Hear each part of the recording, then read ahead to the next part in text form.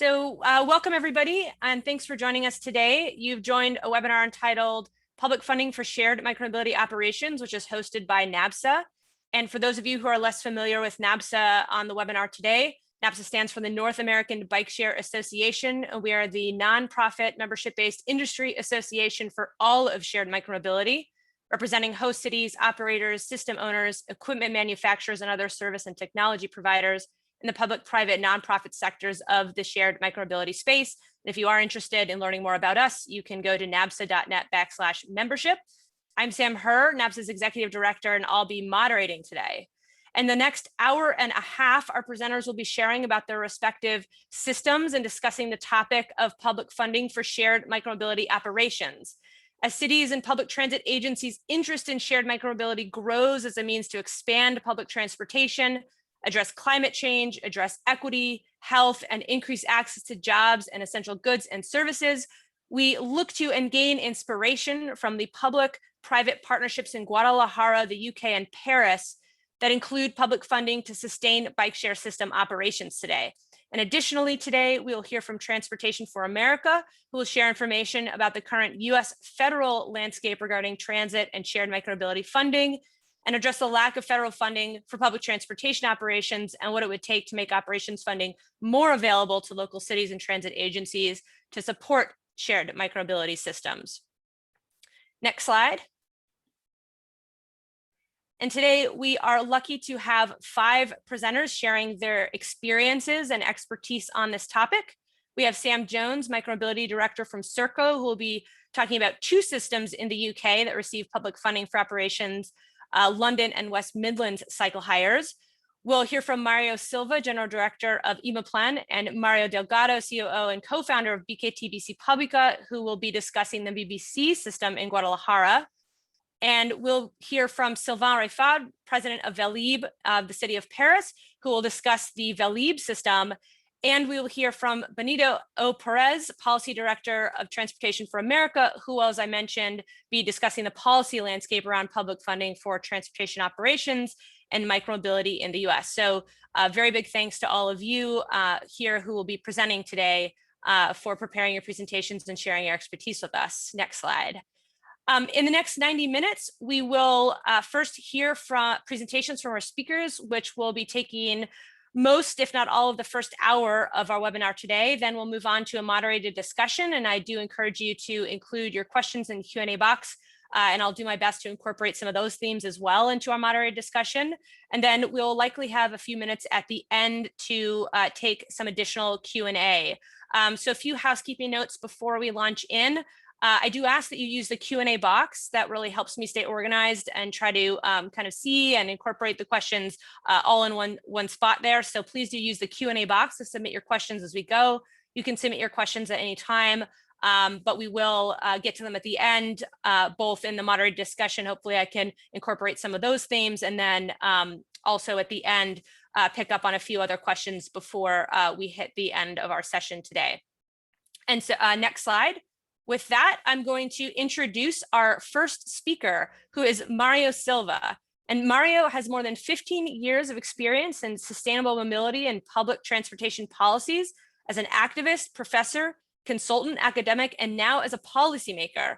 He has a degree in international relations from ITESO, a master's degree in government, state, and municipal public administration from Jalisco College, and holds a PhD in education with an emphasis on pedagogical mediation from La Salle, Costa Rica University. He served as Director of Mobility and Transport at the government of Guadalajara from 2015 to 2017, and he currently serves as General Director of the Institute for Planning and Development Management of the metropolitan area of Guadalajara, Imaplan. So Mario, wonderful to have you here, and I'll pass it over to you. Thank you, Sam, and thank you for having us in this meeting. So I'm going to present the experience from the public sector with these public policies are about bike sharing systems in the metropolis. So I would like to introduce the general perspective of the metropolitan area of Guadalajara. Next one, please. Well, I'm going to talk a little bit about the metropolis in terms of give you the context, the general context of Guadalajara. We are integrated by 9 municipalities with more than 5 million people living here. This is the second largest metropolis on the country, and well, particularly in Mexico, we have more than 74 metropolis, and this is the only that have a governance system that allow us to implement different kind of public policies.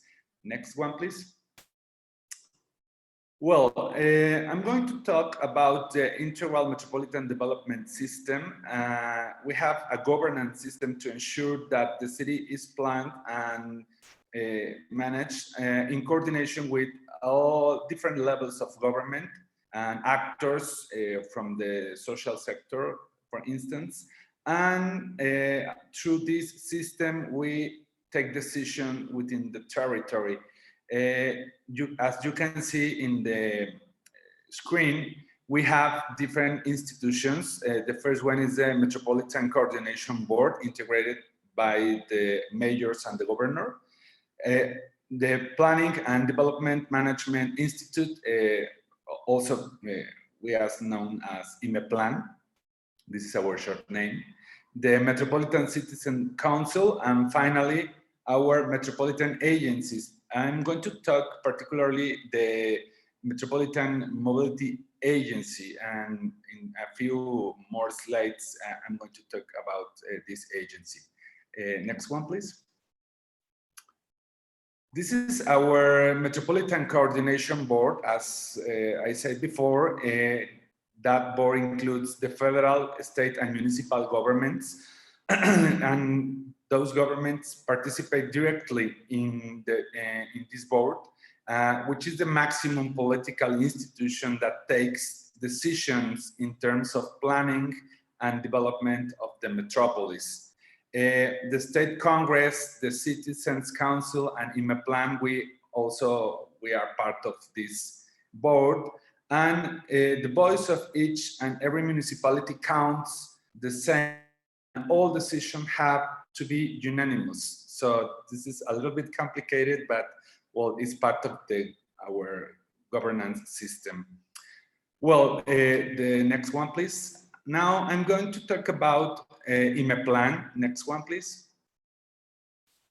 Well, we are an intermunicipal institution, and well, we work for the state government and also municipalities with the aim of planning, coordinating, and managing the development of the metropolis. Next one, please. We have 3 general strategies to achieve that. The first one is planning. We plan the ordering of our city through different kind of instruments, particularly POTMET. This is our land use instrument.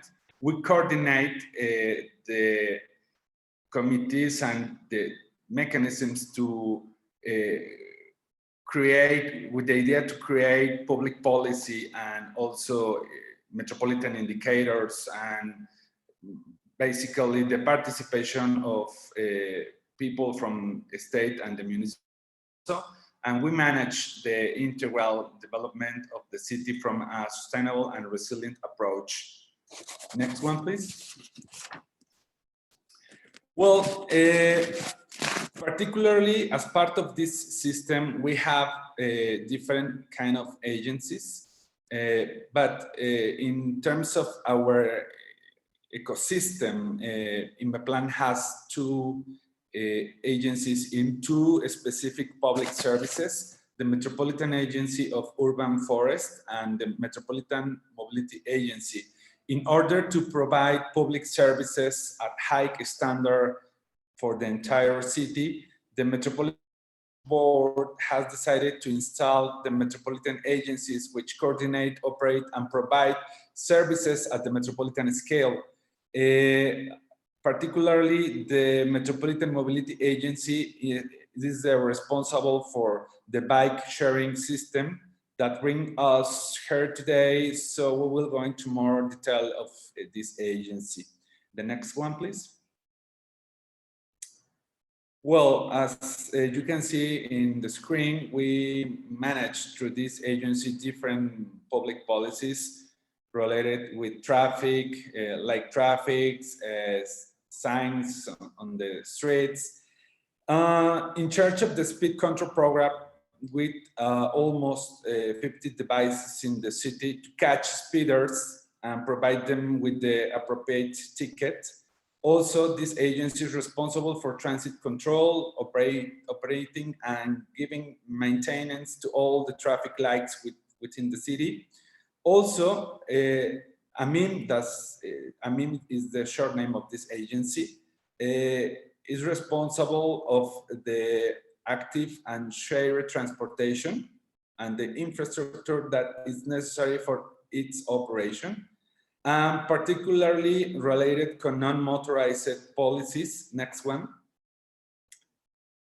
In order for the bike sharing system to truly be effective, it needs to be partnered with the development of cyclist infrastructure, where the state and the municipal level, together with the agency, have invested heavily during the last 5 years ago. The first bikeway in the city was in the Federalismo Avenue in 2009, of about 9 kilometers of longitude. Now we have almost 200 kilometers in length of bikeways, as well as almost 120 kilometers in priority lines for bikers. And this gave us a total of upwards of 300 kilometers in cyclist infrastructure in all the metropolis. With a public investment of more than 600 million pesos divided of the last 3 years. This is an important public investment for the metropolis. And the agency is also in charge of maintenance in the existing infrastructure, currently giving corrective maintenance to upwards of 20 kilometer ways, particularly during this year, 2021. This year, we will add more than 100 kilometers in the length of bikeways with the inauguration of Mi Macro Periférico. This is the name of our BRT system in the Periférico Road along the main urban ring of Guadalajara, and a new bikeway in Solidaridad. This is one of our urban forests in the metropolis, toward the east of the city, where this type of infrastructure is lacking. This is the side of the metropolis with less cyclist infrastructure until now. In other hand, the agency also does preventive maintenance and minimal repairs, such as signaling, restitution, and the installation of segregation devices. In particularly are known here as quesadillas, or some names from the Mexican food, for it's a funny thing locally. Well, next one, please. Well, now I'm going to talk about Mi Bici. This is our public, our bike sharing program here in Guadalajara, and Mario Delgado will talk more about this system itself, but I will give some general information and statistic about it. Well, the 3 main stages of growth for Mi Bici, the stage 1, 1,276 bikes, 116 stations and 4 vehicles. The stage 2, 840 additional bikes, 120 additional stations and 4 more vehicles. the stage 3, 330 more bikes, 38 more stations, and 8 more vehicles. The final numbers, the total of 2,446 bikes, 274 stations, and 16 vehicles. Next one, please. Next one also. I forget advancing. Next one also. Yeah, well, this is the correct slide. Well, as you can see on the screen, this is the final numbers, and this is the growth of Mibisi during the last 6 years. Next one. Well, Mibisi scope, I'm going to talk about some specific numbers. 8,164,048 total trips made, 56,992 registrations. Well, Mario can actualize this number because we have more registrations during the last year. Rush hour between 5 and 9 o'clock p.m. On average, 6.47 trips per bike and 1,425 trips per station daily. 15,065 trips per station monthly, and 360,111 total trips per month. Well, this is in general terms the numbers and the activity through this program, and well, this is a little bit about how it works in the metropolitan area of Guadalajara. Thank you.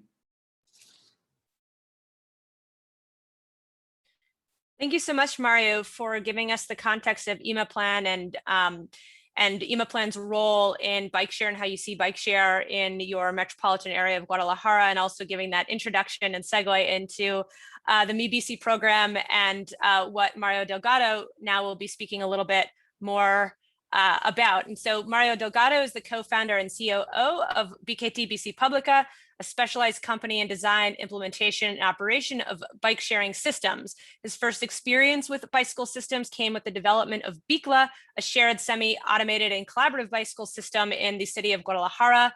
And BKT BC Publica has been responsible for the implementation of MiBC, the bike sharing system, in the metropolitan area of Guadalajara and Huizi in Toluca, hand in hand with PBSC Urban Solutions. Currently, BKT is responsible for the operation of Guadalajara's bike share system, MiBC, launched in December of 2014, and which to date has supported more than 16 million trips with 102,000 users, 295 stations, and 3,200 bicycles. And with that, Mario Delgado, thanks for being here, and I will turn it over to you.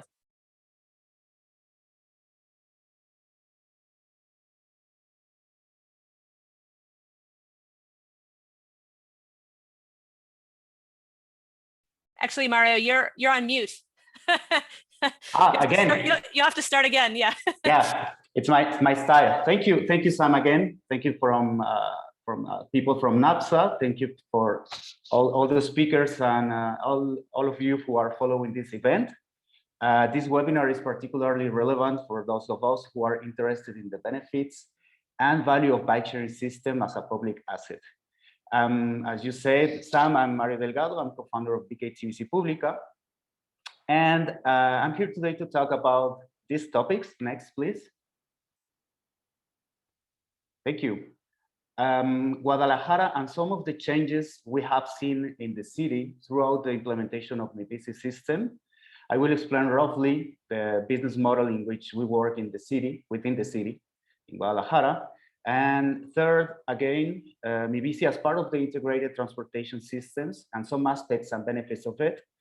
And I will finish with the impact in terms of health, economy, and well-being. Next, please. So Mario Silva already said some generally data from Guadalajara. So I will jump this slide, and I will say just that as many large cities, Guadalajara is challenging this same, how to say, challenges of large cities. So Guadalajara is, next please. Guadalajara is the city with the highest density of motorized vehicles in the country, with 425 vehicles per 1,000 inhabitants, which contributes 85% of the air pollution. So in the last, next please, in the last decade, society, companies, and the government, again, next, have worked together to reverse these indicators, particularly through the promotion of the bicycle use and massive transportation systems. Next, please. In terms of transportation, Guadalajara, our city, has three electric train lanes, one BRT road, and one new under construction, the Mariseis and Periférico Avenue. Yeah, and soon we will have the first fully electric metropolitan bus route in the country. And in terms of cycling infrastructure, we have about 300 kilometers of bike lanes, and of course, next please, public bike sharing system called Mibisi, with 295 stations and 3,200 bicycles. Next, please. Mibisi is an integral part of the city's transportation system. The city owns the assets and it's responsible for their comprehensive management. And our role as operators is to keep these goods in good condition, solve the logistics, to satisfy the demand and provide customer service. This plan has many benefits for the city in environmental and social terms, which we will see later in this presentation. Next, please. So the next 8 slides, we can run it more agile, please. Just show how Mibisi's evolution is directly related to the increase in cycling infrastructure and in turn demand. So we started operations in December 2014 with 86 stations, and over the years, the city has progressively invested in growth of the system and infrastructure. Next, please.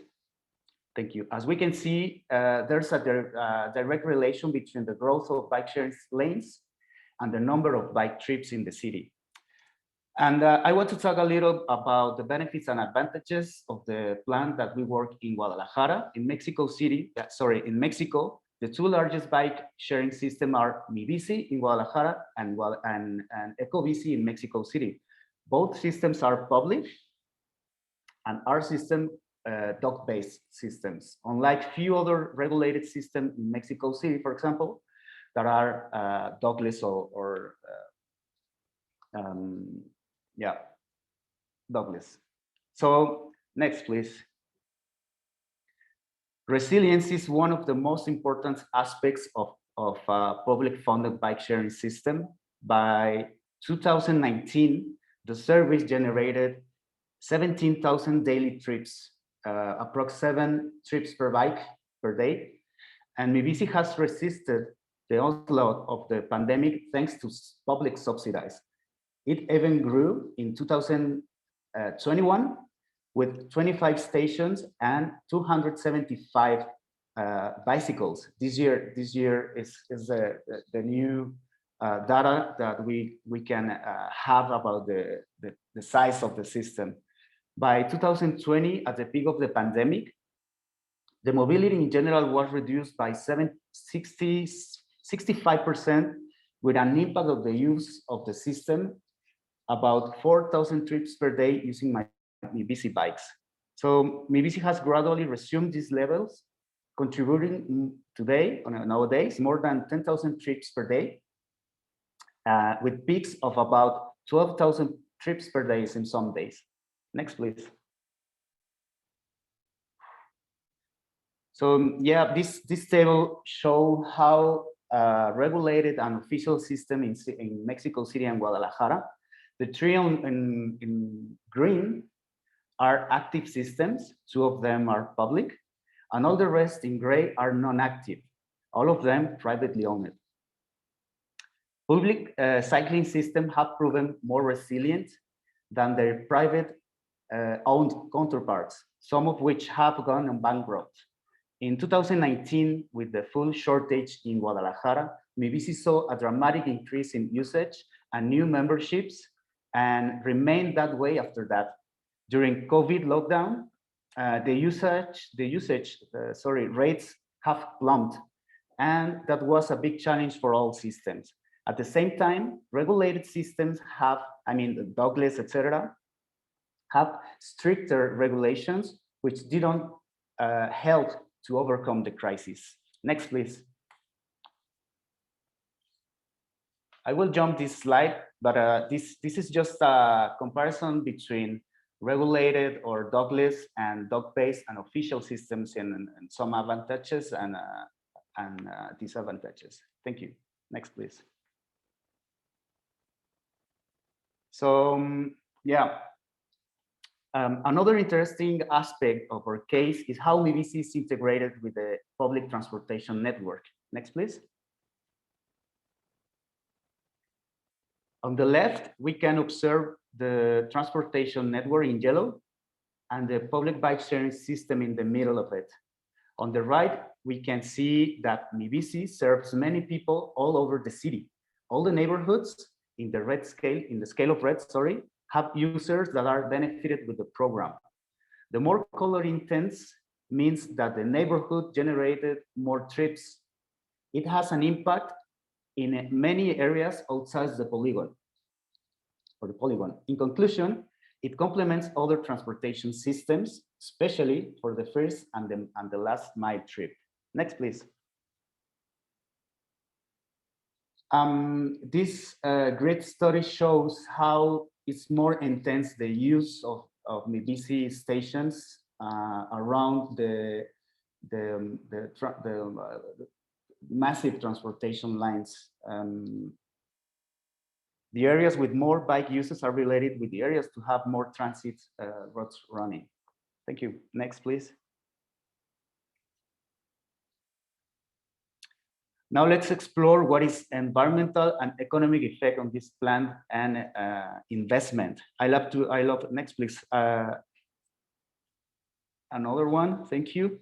I love to show the survey we made with WRI and IME plan in 2019. And I will show you some aspects of this survey. Next, please. Next one, again. Yeah, thank you. MiBici has prevented the emission of 703 tons of CO2 into the atmosphere, the equivalent of planting 2,109 trees in the city. More than 6 million motorized trips didn't happen thanks to MiBici. More than 32 kilometers traveled by bike. Next, please. The average MiBici trip contributes with 57% of the daily physical activity recommended by the World Health Organization to improve muscular, cardiovascular, pulmonary, and bone health. It also helps to reduce depression and the risk of non-communicable diseases by 27%. According to the heat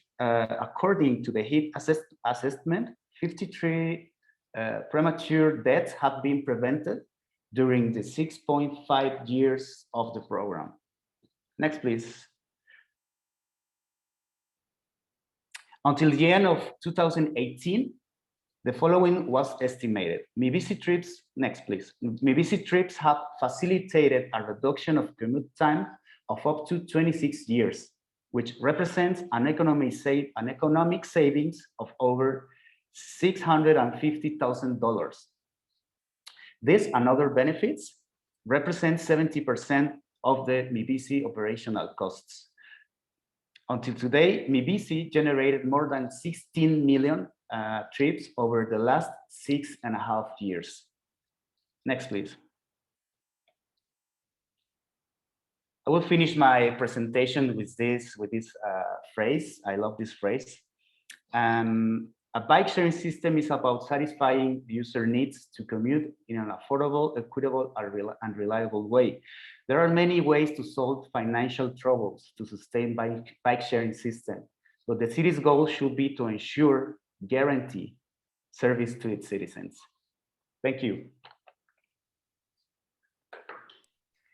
Thank you, Mario. And I particularly liked those slides that you had with the different maps and overlays that showed the neighborhoods that was generating trips, and also the intensity of trips around transit connections and things like that.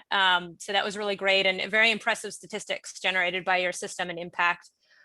So now we're going to move on to a presentation by Sam Jones. And Sam Jones has over 10 years experience in successfully delivering services for the private and public sector, with the last 7 years working within the micromobility industry. Sam's current role is Serco's Micromobility Director, responsible for the successful operation of over 14,000 bikes across Edinburgh, West Midlands, and London. And prior to this, Sam led London Cycle Hire's BMS contract, the largest cycle hire scheme in the UK. And before London Cycle Hire, Sam spent over 4 years working in software consultancy and sales, delivering projects for NHS, central and local government clients.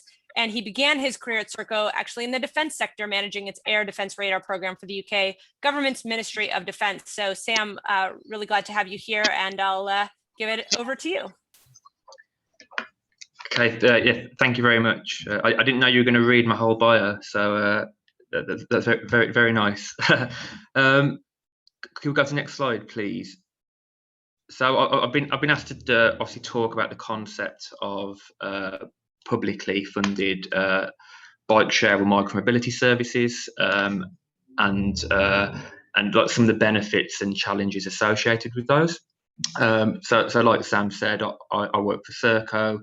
And for those of you who don't know, I'll just give you a bit of a background of what Serco do. So Serco are quite a large global company, which operate in like 5 key sectors: so transport, defence, citizen services, health, and J&I. We do have a business in North America, primarily in defence and transport. We don't do any cycle hire schemes in North America, but that's contained to UK and Europe at the moment. And within the UK, like Sam said, we operate free schemes, and we're known for operating some fairly large transport services around the world. So Dubai Metro, Caledonian Sleeper, for instance. If we go to the next slide, please. Yeah, it's a topic that I'm really quite happy to talk about, as we operate a mix of commercial models, as we would call it, at Serco. So we operate 2 publicly funded schemes, and by publicly funded, what I mean by that is the Transport Authority has secured budget to operate the service, and they've contracted with a provider to deliver a service under a management fee. So that as a service provider, we're not receiving the revenue of the hires, and we're not receiving the sponsorship revenue. So that's what I mean by publicly funded. And we operate London Cycle Hire and West Midlands Cycle Hire under that structure. And then in Edinburgh Cycle Hire, we operate what we would call a concession, where we have a permit effectively to operate a scheme in Edinburgh City. But we take the risk on the sponsorship and the higher revenue. Okay, next slide, please.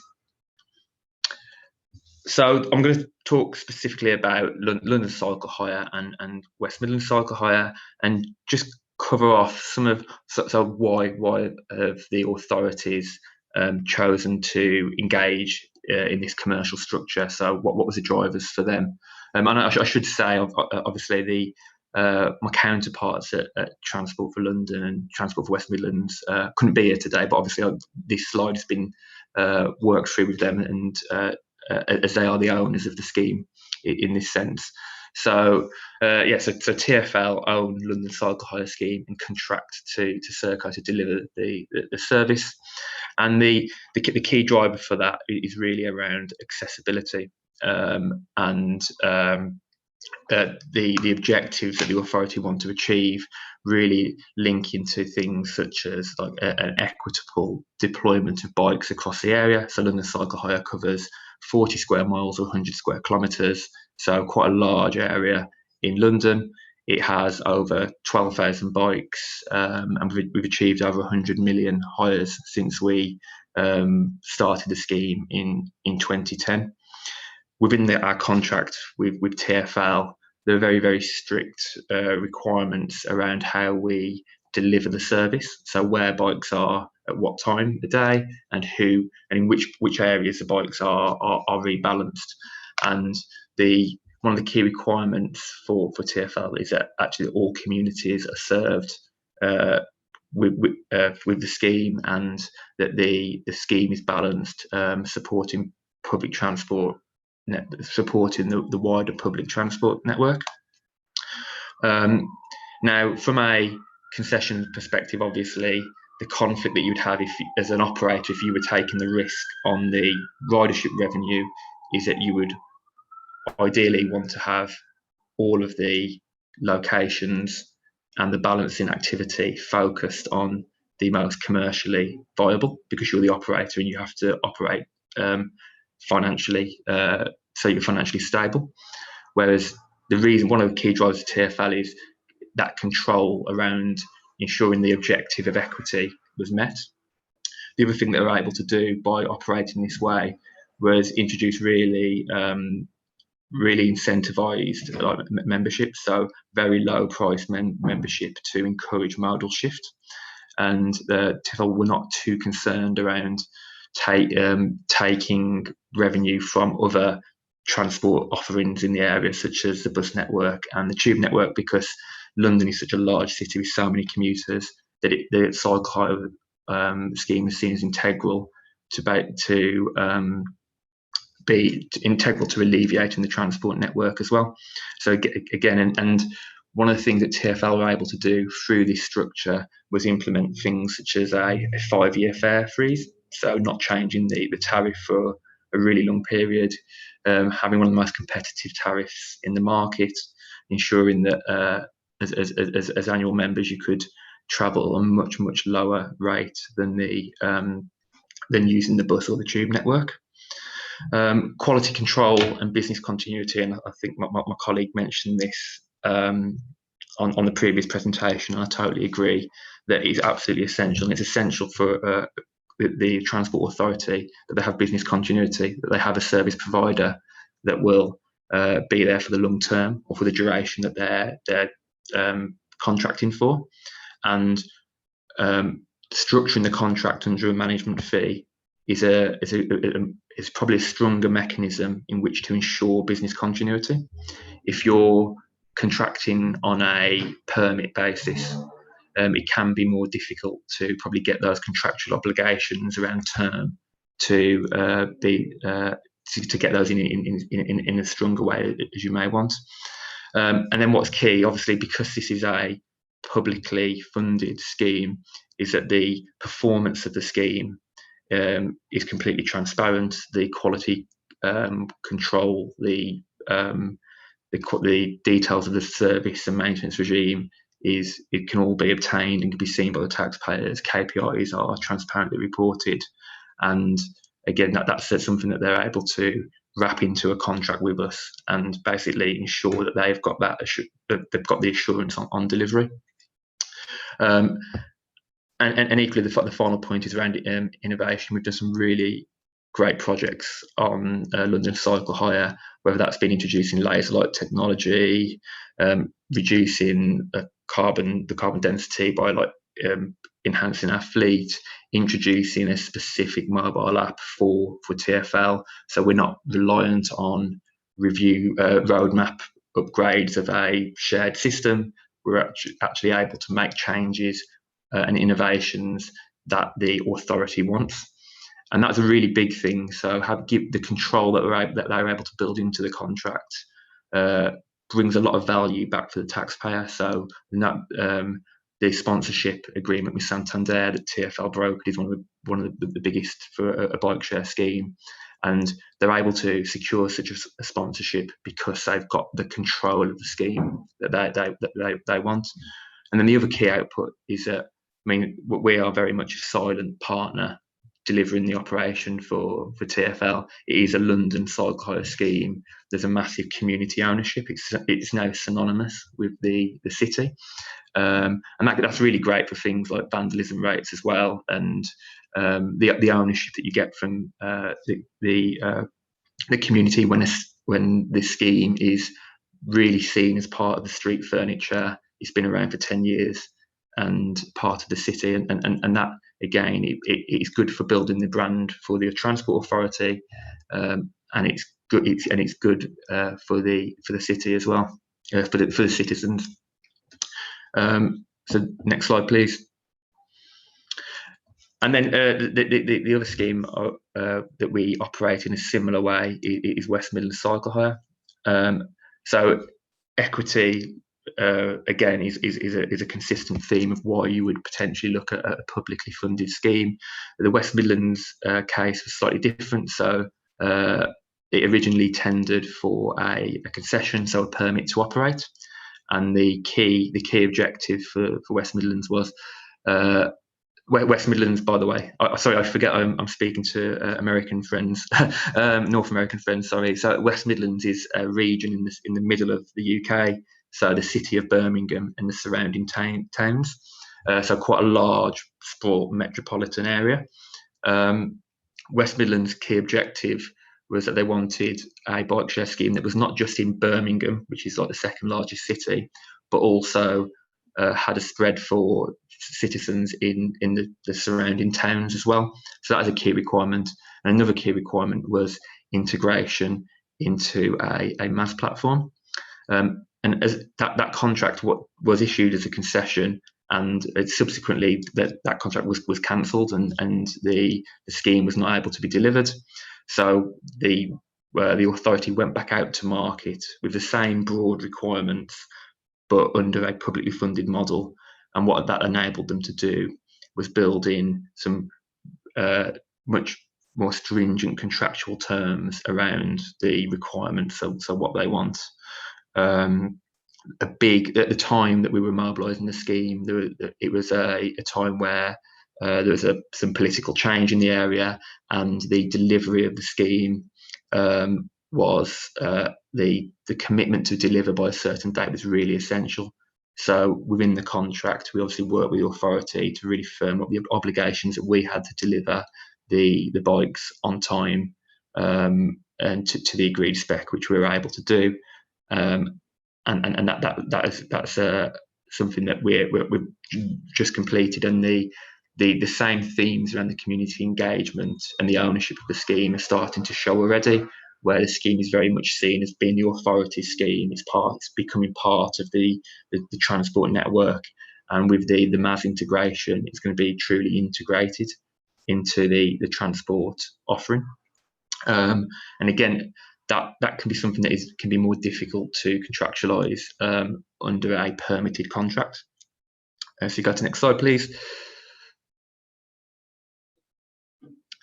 So yeah, I mean, in summary, I suppose the key themes I'm pulling out is I'm not particularly saying that schemes should always operate as publicly funded models. Not at all. There'll be many cases where an authority would like to go and go the permitted route.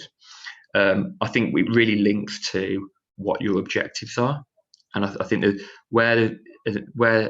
if the objectives are aligned to equity and integration into wider transport networks, these are all things that can be quite margin erosive, if that's the word. And as an authority, I think the concept of an intelligent buyer, an intelligent supplier, is really important, and understanding the risk profiles of contracts.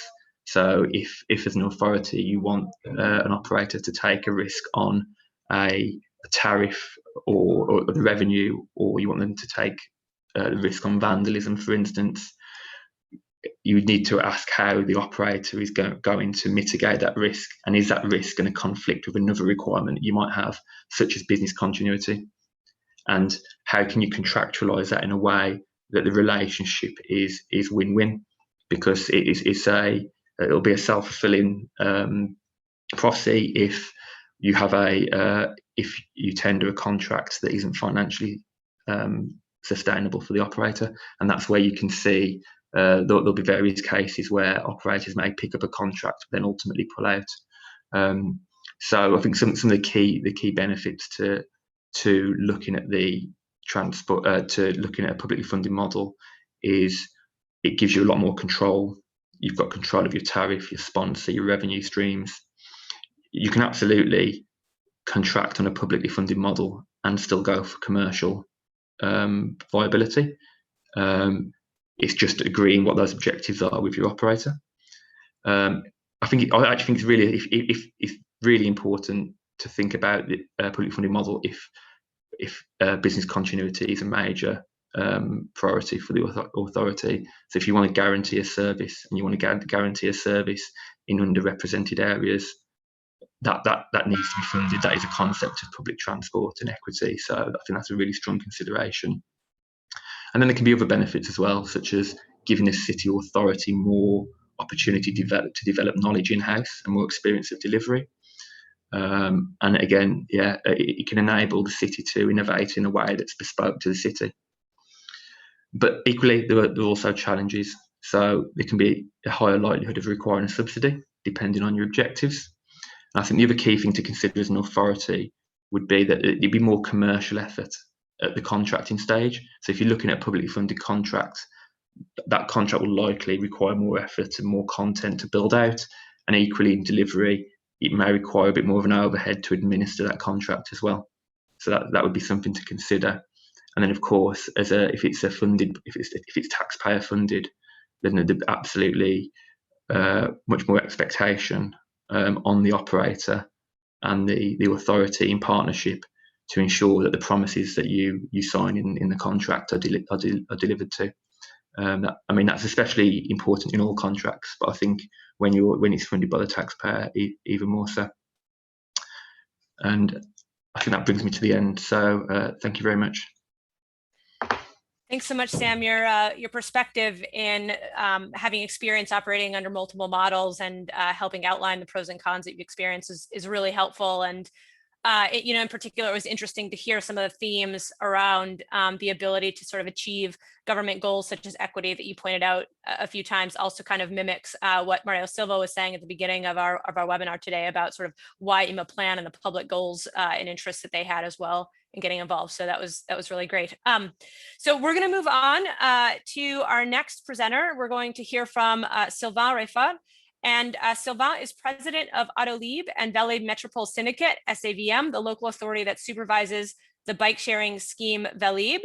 As a telecom engineer, Mr. Reifad has shown great interest in the local public sector. He first worked as a consultant helping local public authorities with telecom public contracts before being in charge of telecom matters in a local public syndicate. He joined the Ecologist Party as an activist before being elected and holding various responsibilities in the Parisian district for the past 10 years. He's also Councillor of Paris and Councillor of the Great Paris Metropole Area. And it's really great to have you here, Sylvain, and I'll turn off my mic and camera and turn it over to you.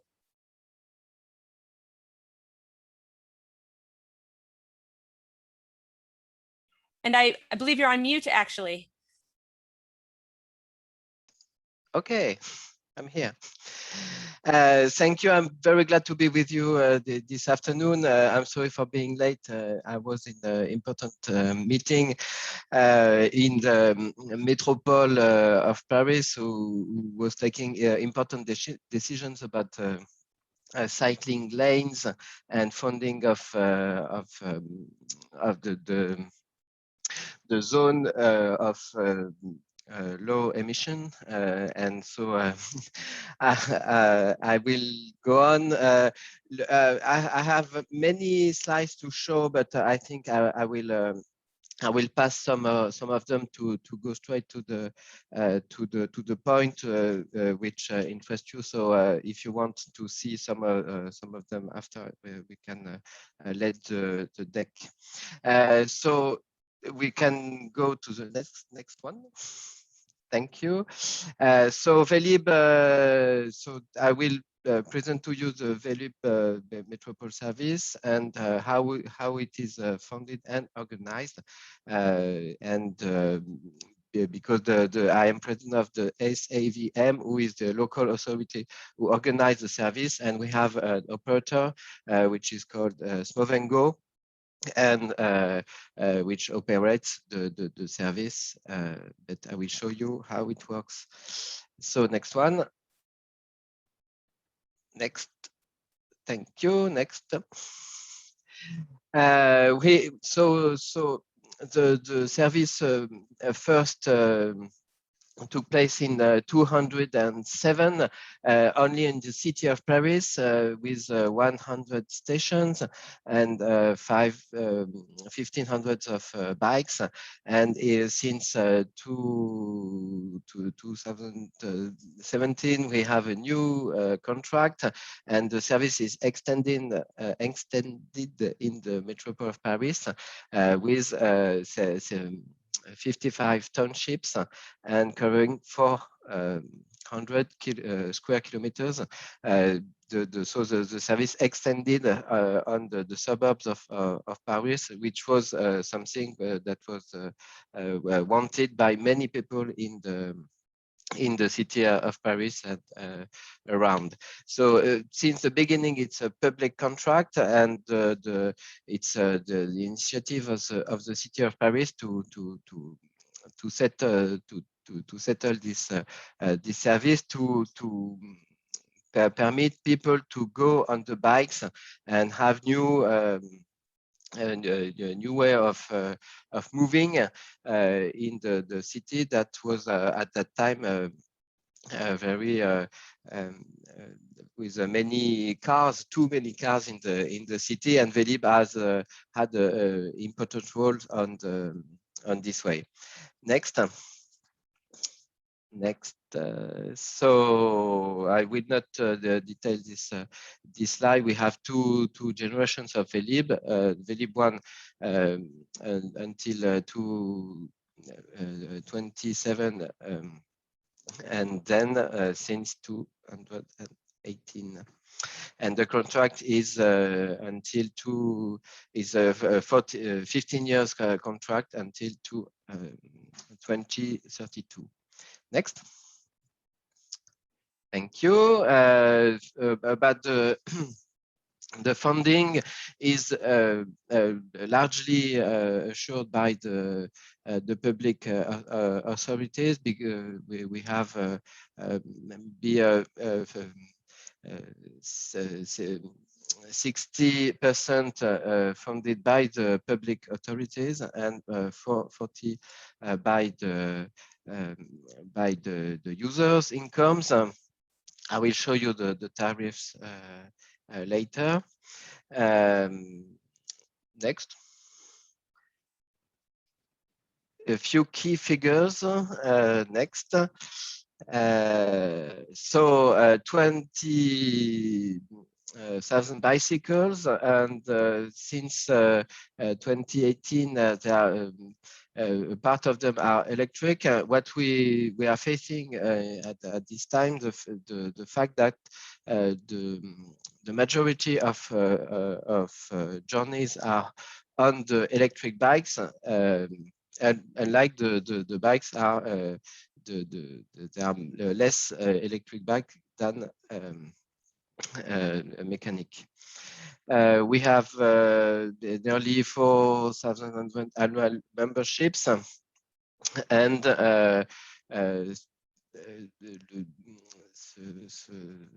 how 1,018 million kilometers made a year. To show you, yesterday it was the distance between the Earth and the Moon that have been made just on the on the day of yesterday on Vélib in Paris and the cities around. Next. I wanted to show you this this chart to show that we had an important effect of the confinement and the COVID crisis. But since the end of 2019, we have faced the rise of the use of the service, which was very important in September 2020, and is growing for this summer.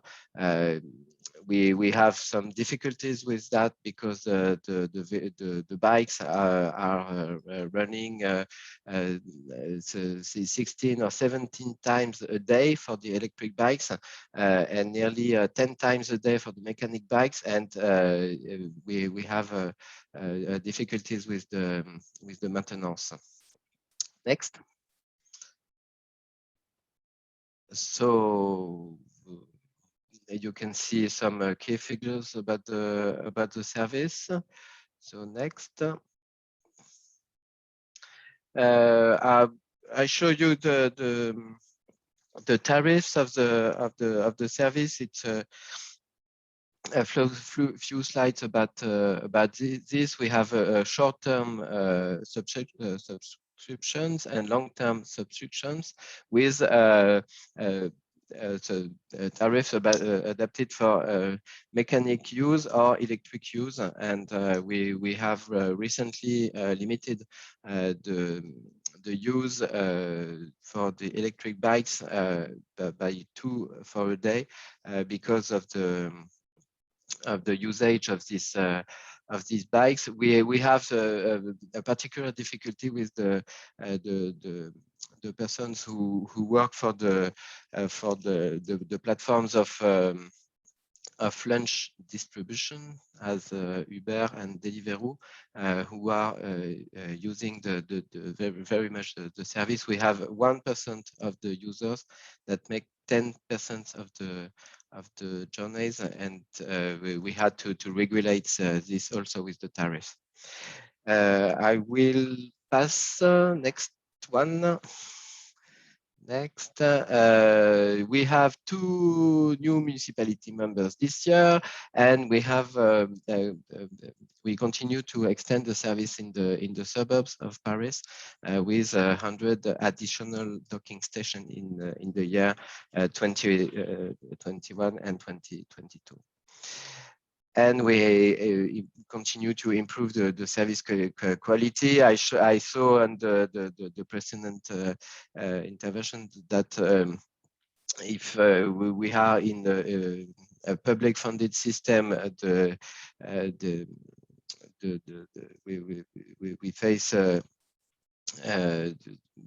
some exigence with the which are more important, and it is the case with Vélib.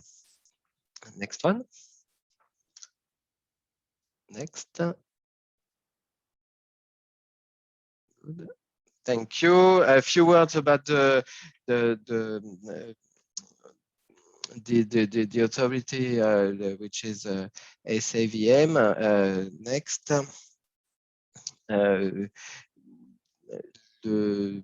The syndicate is in charge of deploying, controlling, communicating, and we can see the map on the next slide.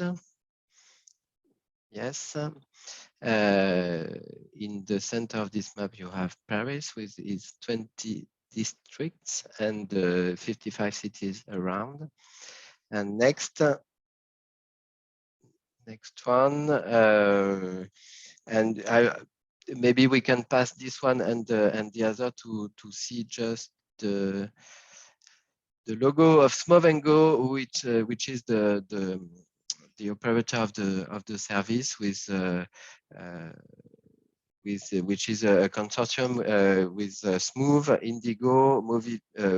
Indigo is a company that held some parkings in some parks in Paris and in France and in the world. Mobivia and Movencia, that are some specialized funds. And we give them the annual flat fee for 40 million to operate the service. So next, the organization. A few challenges. The success of e-bikes. I talked about this. Freelance food delivery boys. I talked about this. The COVID epidemic. I show you the chart, which shows that the service was very charged at the end of the confinements, and the scale changed from Parisian to metropolitan. We have a density of the network that is very tight in Paris and not enough in the city around. So we have to work on this, and that's why we are deploying some new stations in the cities around Paris. So thank you. I can answer your questions now. Thank you. Thank you so much, Sylvain. It was very interesting to see how the Velib system has grown to include, I think it was 57 municipalities or perhaps 70, somewhere in there. So that's very interesting, a very large network of municipalities that are coordinating around one bike sharing system. And now we will move on to hear from Benito O. Perez. Benito is the Policy Director of Transportation for America. He previously served in various roles at the District Department of Transportation from 2012 to 2021, which included curbside management and operations, planning manager, curbside management planner, and transportation policy specialist. And during his tenure at DDOT, he worked on and managed a team involved with creating, accessing, analyzing, visualizing, disseminating, and working with stakeholders to leverage data for policy development, resource allocation, and operations management of the district's curbside and its intersection with Greater Transportation Network. Prior to DDOT, he was a transportation engineer with the Hampton Roads Transportation Planning Organization, working on long-range transportation planning and its intersection with active transportation and land use. And additionally, he previously worked with the Maryland State Highway Administration. So thanks, Benito, for being here, and I'll hand it over to you. Yes, good afternoon, everybody. Yep, I'm on the camera here. So thank you all for having me here today. If you can go to the next slide. Just a quick bit of Smart Growth America. This is our general vision. We want to envision a country where no matter where you live or who you are, you live in a place that's healthy, prosperous, and resilient. Next slide.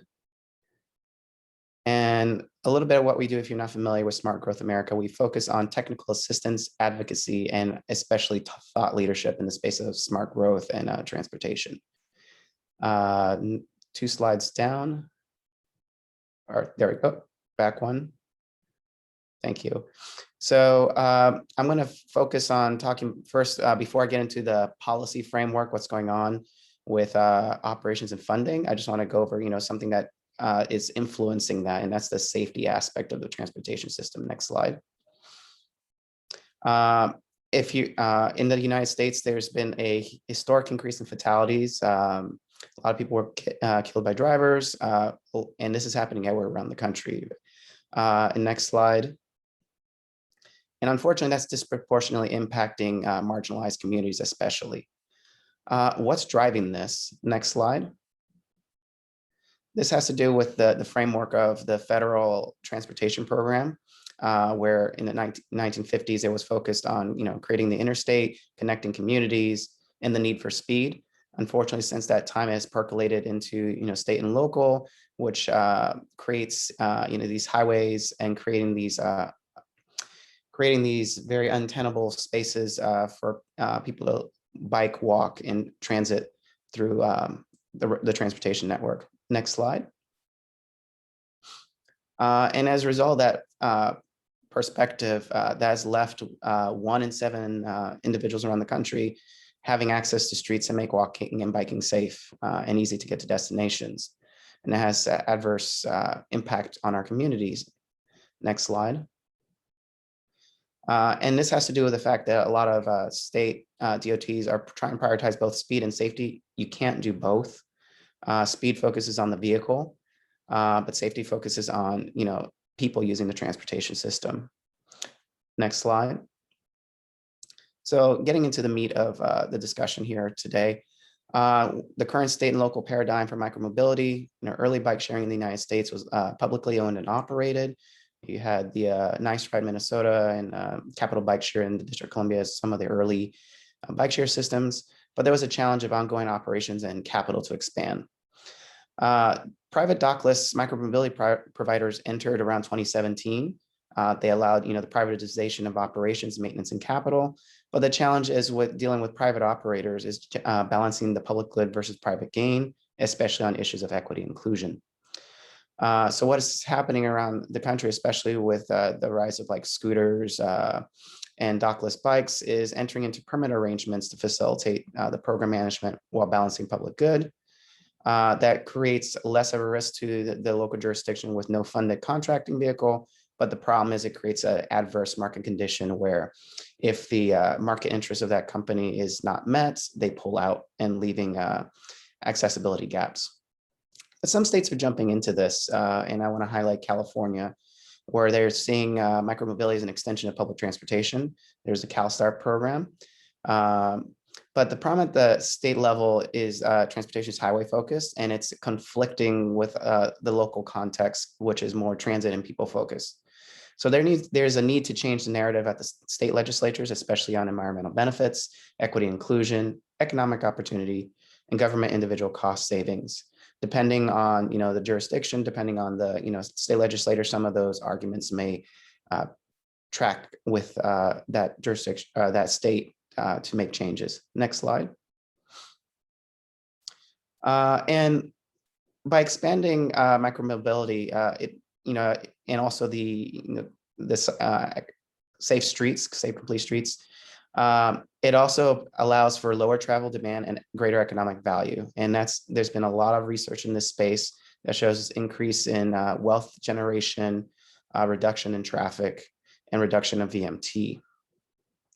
But next slide. The current federal paradigm is not conducive to this. Currently, micromobility adjacent funding only accounts for 2% of federal transportation funding. And in the bigger picture, there's the 80-20 split, which 80% goes to highways and 20% goes to transit. As we start to think about the advocacy of trying to increase funding for micromobility and its intersection with transit, Transportation for America advises against trying to do micromobility advocacy coming out of the transit pot and looking to increase transit parity with highways and focus on trying to change that transportation funding split to be equitable 50-50. And here's some citations of where there is some intersection in current US code regarding micromobility, but unfortunately there's very little reference to micromobility. There's reference to bike and pedestrian transportation projects, but it has to be adjacent to a roadway. So the current federal paradigm for micromobility funding is currently non-existent. But next slide. There is some changes happening in the current transportation reauthorization process. And we've been following what's been happening here at Capitol Hill. There are various bills before the Congress to deal with transportation reauthorization. Specifically, I'd like to highlight the Invest in America Act, which passed the House at the beginning of the month. It does start to insert micromobility as a consideration in various programs within the highway funding as well as the transit funding programs. On the Senate side, there's the STRA, which passed committee in late May. There is some reference to micromobility, but unfortunately the funding references are almost token in a way. There's no like real backing to funding for it. There is on the Commerce Committee, the STIA, there's focus on clarifying safety programs to include micromobility, especially revisions to crash data collection systems to account for micromobility. On the transit side, unfortunately, the banking committee is not likely to produce a title. There's a major disagreement between the chair, Sherrod Brown, and the ranking member, Pat Toomey. So not likely to produce a title. So we will see what does come out if individual senators, and there's some rumors to that, don't know specifically which senators, they're looking to introduce a transit operating title. And this is in parallel to what did happen in the House, is the Stronger Community Through Better Transit Act, sponsored by Hank Johnson with 21 co-sponsors, which looks to provide a dedicated funding pot for transportation operations, specifically dealing with increased hours and days of service, and some additional transportation optimization to increase transit frequency and reliability. The last thing I'll mention is in the news has been the bipartisan infrastructure framework. There was agreement in late June by the White House and a gang of 21 senators. And at this point in time, they have only provided a 8-page sketch of top line numbers, which are numbers above plussing up from the FAST Act. That's their baseline. The policy framework is still in flux, but there is a deadline introduced by Majority Leader Schumer, where draft legislative text is supposed to hit the floor on the week of July 19th. So we should see some language sometime next week. So that's what's going on in this in the policy and funding framework. Next slide. And I will jump into discussion. Thank you.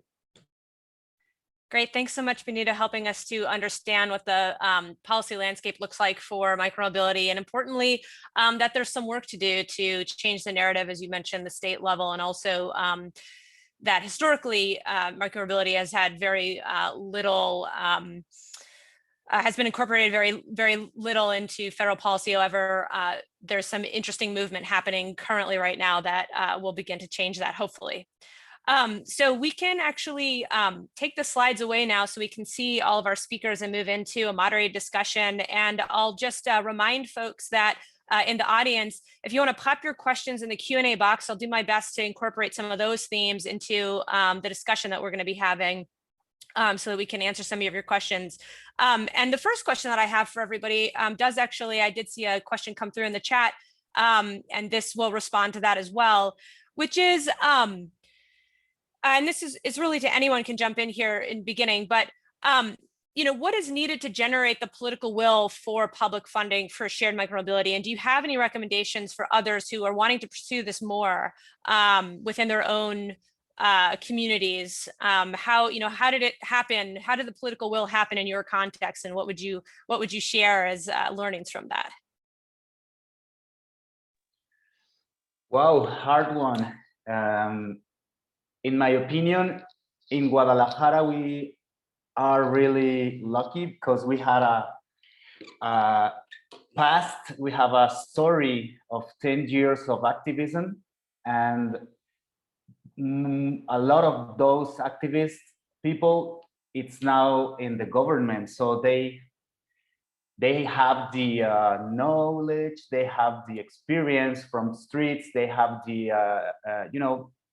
the profile, the education, and at the end, the vision of how the city could be. And this is very helpful for our case. But it's true that in Mexico in general, I mean, I can imagine that in all over the world, there's the majority of the cities were a lack of this kind of policies or this kind of budgets for solve these needs or these ideas or these complements for a really good high standard transportation network. So in the case of Guadalajara, the social I don't know if it's correct, the social base, the people, the activity from people encourage a lot of the political people to do that. So this is my opinion. I'll jump in real quick. it's going to be depending on your jurisdiction, assessing what are the priorities of the community, but also the elected officials. You know, is there an interest on equity and inclusion? Is there issues about climate change in the environment, cost savings to government operations? So that's where it's going to have to identify what are those priorities to those decision makers and create that advocacy within the community to push for that. Yeah, I completely agree. I mean, if you look at the UK, and I can think of, well, recently there's been a couple of so Manchester, Greater Manchester, TFWM, Transport for London, when they made publicly funded money available for schemes, it always starts with a huge amount of political will and sponsorship. So in every case, a mayor has aligned themselves to the programme and really driven that. And the reason they're doing that is for objectives of equity and decarbonisation and all the things that we should be doing. And I think I suppose the way to, I don't have like a definite answer on it, but I think the way to increase that is to engage with stakeholders. So in the UK, there would be various like transport authorities, so the Department of Transport, and it's demonstrating how the schemes that have got publicly funded money available to them, how they're benefiting the communities to try and speed up that change. There's a lot of funding being made available in general for like decarbonisation activities. It's just steering that towards the micromobility services, which don't always sort of get as much as a funding as maybe they should.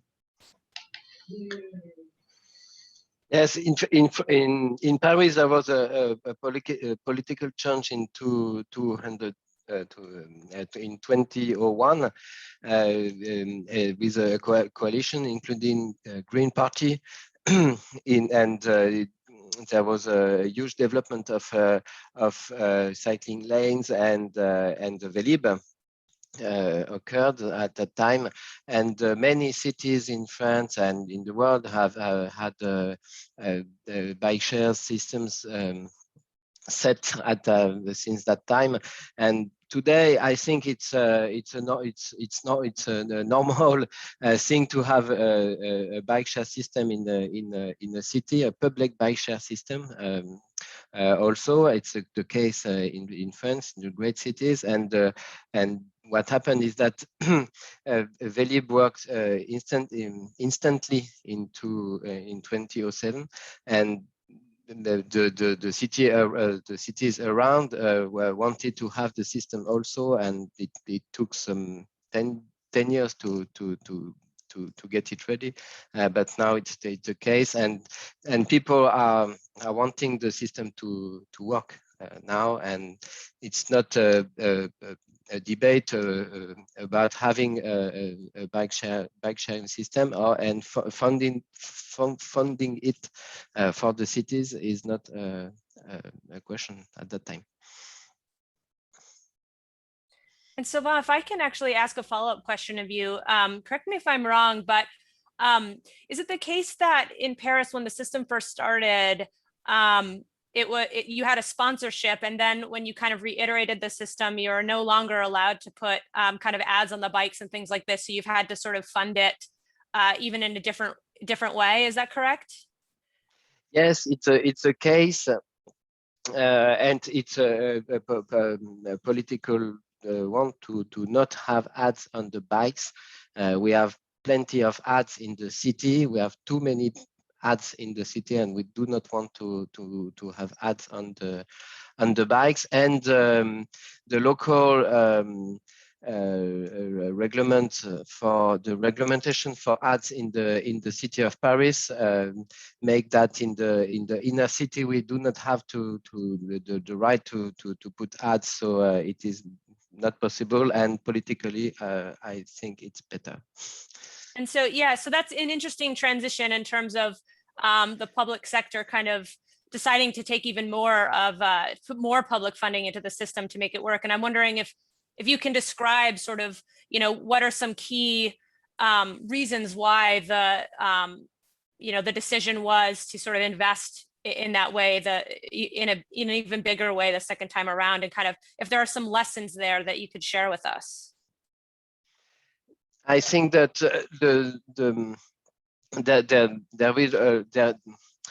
there is a will to have less cars and so more bikes in the city, and it is the beginning of the story. We are making some plenty cycling lanes, secured cycling lanes in the city, in the Great Paris also, and we wanted to have some solution for the people who cannot have a bike by their own and park them. We have in the inner city of Paris, we have difficulties to have some park for the bikes, and we are working on this also, but the bike sharing system is a solution for this, for people to make to bike in the city without necessity to have one's own bike. And it is also a solution for the traveling people who are there for a few days, and they can see the city with bikes, and it's far better than buses or public transportation. Yeah, that makes sense. And Mario Silva, I'm wondering if you can speak a little bit as well to, and you did in your presentation already, in terms of how bikeshare fits into the overall government goals in your region. But I'm wondering if you could share a little bit more about, give us some insight, lift the hood, so to speak, on sort of the thinking behind the decisions to take such a prominent investment in the bikeshare system in your area. Well, I would like to mention that today we are investing in the public system of bike sharing more than $500,000, and all of this public budget are provided by the state level, and it is complicated because, for example, during the COVID-19, the last year, we are in the middle of a competition in terms of funding, because the state decided to invest more in hospitals and the health strategies. But at the end, in the case of Mibisi demonstrates that this is a more safety way of transportation in front of COVID-19. So the results of the Mibisi program was more people using these bikes, and at the end, it helps to encourage the public decisions in terms of have more money and more budget for bike lanes, for instance, because it's not just the bike sharing program. It is combined with the investment of cycle infrastructure. So I think the final results, the final outcomes of the program demonstrate that the importance of the bike and the city. So I think Mibisi speaks by itself and prove by itself, and it's a very good public policy with non-motorized results, but also health benefits. Thank you. Yeah, that makes a lot of sense. So I see that we don't have too much time left for our discussion. I appreciate the questions that came through as well, and hopefully our discussion has been answering those questions. I want to ask each of our panelists one question that might be a fun one to leave us with, and I'll ask our panelists to kind of keep your answers a bit short. But the question is, has there been a pleasantly surprising benefit to the partnerships that you have, the public-private partnerships within your, to make your systems happen with this arrangement? Now that you're in those arrangements, has there been a pleasantly surprising outcome or result or benefit that you have realized that you didn't anticipate when you were initially starting the arrangement with each other?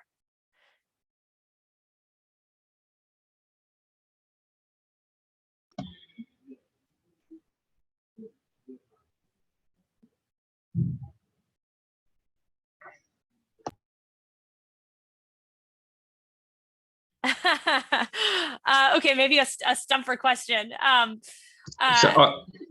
ahead, Sam. Yeah. Do you want me to go? Sorry, but I thought my laptop. Can you hear me? Yeah, we can hear you. Okay. So yes. So my answer is the community ownership. I think that was a really surprising benefit that we wouldn't have necessarily known before we started the program, and that extends then to like the engagement of the teams as well that work on the scheme. They're incredibly proud to work on the authorities' cycle hire schemes, and they're really proud of the impact it has on the community. So that pride from the city and the staff is definitely the benefit, I think. I think in the case of, in my opinion, in my experience, in the case of Guadalajara, could be maybe the amount of cyclists, new cyclists that the city provides today, and the amount of subscriptions to the system, the amount of Mibisi lovers that the Guadalajara and the identity of the city, it's related with the Mibisi system. This is something that I personally would not expected, and the increase of bike infrastructure too, but and the amount of SLAs that we work with recently. And this is something good to have more control about the service and the operational issues of the system, but it's a positive thing. Quickly, the support and affection, emotional affection that the user to the system. To me, this is the most amazing thing. I can't understand why the people has a lot of love to the system. So to me, this is the more interesting thing.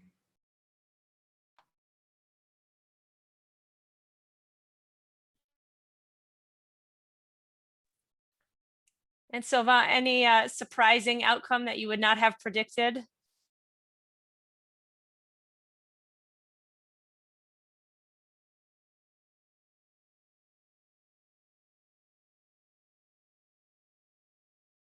I actually don't know if we can hear you. And yeah, we still can't hear you. Oh, yep, now we can. Okay, I think maybe there's a connection issue. And we'll go to you, Benito, a little bit of a different angle given the political landscape.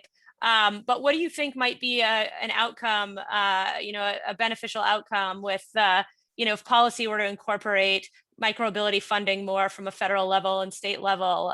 What do you think one of the, big benefits would be? I mean, we'll start to see more inclusive, equitable, and safe communities. So it's very important, everyone out there, as through this reauthorization process, make your voice heard, and let them know you want to see, complete streets, you want to see, multimodal funding, parity with the highway program. So more than just transit, but also, shared micromobility. If you don't speak up, they don't know. So it's very important that you speak up. Let your congressional representation know, because we're going to see a lot happen here in the next few weeks, because the deadline is September 30th. So it's encouraging that you have Chairman Pete DeFazio from the House pushing for this, but he needs your help as well, in getting representation from both the House and the Senate to make sure this goes through, because otherwise the Senate has taken the status quo approach, and with some token programs, and that perspective needs to change. That we need to put more investment and more policy towards these desired outcomes.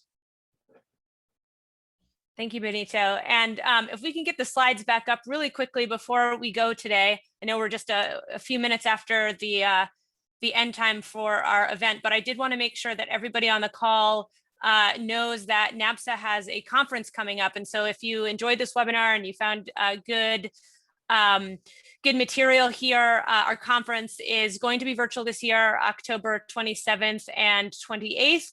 And so you can hear more sessions like this one at that conference. So I do encourage everyone to come to that event as well. And with that, I just want to say a really big thanks to all of our presenters for putting together your presentations and sharing about your systems, and Benita sharing about the public funding landscape. And so really appreciate all of you sharing with us today. And for those in the audience, thank you so much for being here to make this event happen. So I hope everybody has a good rest of your day or night, depending on your time zone, and come check us out at the conference. Thanks. Thank you.